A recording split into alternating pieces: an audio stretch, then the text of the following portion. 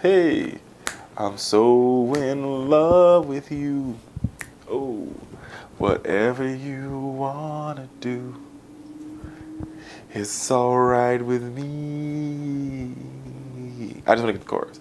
Let's stay together, loving you whether times are good or bad, happy or sad. That's what the Scottish people decided in this election that happened this week. Yes, indeed, it is true. Scottish voters decide that they were better together with the rest of the United Kingdom and said no to an emotionally charged referendum to make Scotland an independent nation.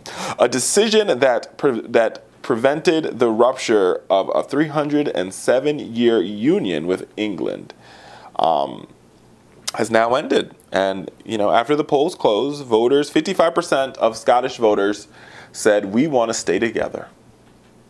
Hey, you know, it makes sense, right? It makes sense. And, you know, it was going to take some time for them to even make the transition if they decided to go independent. But they decided to stay together. They thought it was the best thing to do. And at the same time, they also saved David Cameron's ass. Because if they had lost, right, like if they had decided to splinter themselves from the United Kingdom, David Cameron would have probably lost his prime ministership. He would have been asked to resign by his party.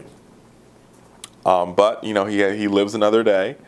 And they voted their head versus their heart.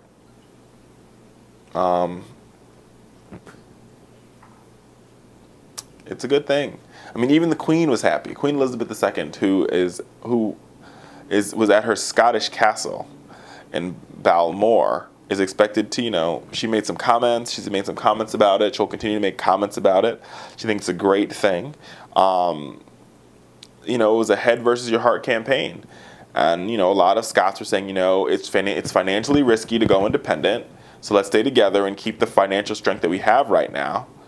While some of the younger voters were saying to themselves, hey, listen, you know, let's stake a new claim. But either way, they're staying together, loving you whether times are good or bad, happy or sad.